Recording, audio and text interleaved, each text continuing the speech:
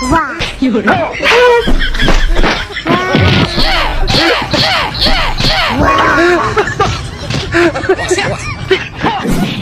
वालेकुम नाज़रीन, मैं हूं मोहम्मद शहनाज और आप देख रहे हैं मेरा यूट्यूब चैनल।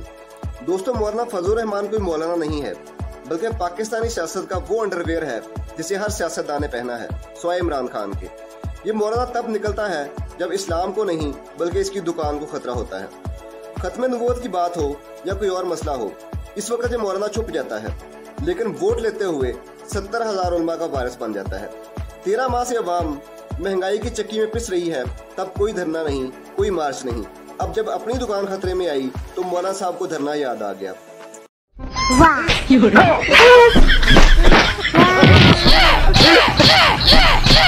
यही वो मर्द मुजाहिद है जिसने लाल मस्जिद पर अटैक करने वालों का साथ दिया। यही वो मोमिन है जिसने खत्म नबूवत में तरमीम करने वालों का साथ दिया, हमेशा करप्शन करने वालों का साथ दिया। एक वक्त था जब मौलाना साहब कहा करते थे कि इस्लाम में औरत की हुक्मरानी हराम है, लेकिन अगर सामने मरियम नवाज हो तो गुंजाइश निकाली जा सकती है।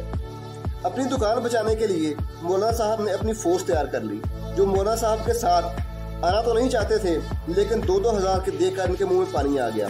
लगता है मौलाना ने अपने वर्कर को 2-2 हजार के साथ 2-2 गिलास लस्सी के भी पिलाए होंगे और जल्दबाजी में अपने वर्कर के नारे भी दुरुस्त न करवा सके।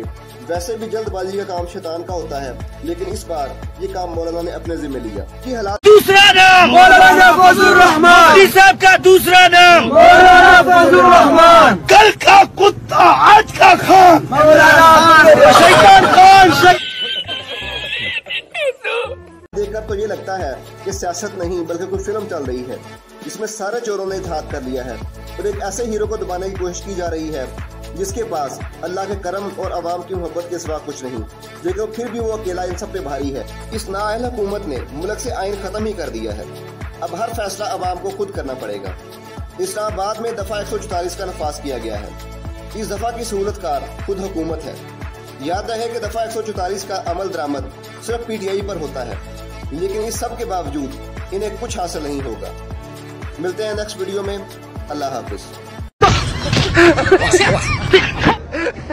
नवाज शरीफ चोर, शहबाज शरीफ चोर, जरदारी चोर, इस चोर पर चीन क्यों एतमाद करता है, उसको पैसे देता है। चाहता हूं कि इमरान खान के साथ क्यों आप नफरत करते हैं, बताओ। अगर नफरत की कोई वजह है, हम भी करना शुरू कर देंगे।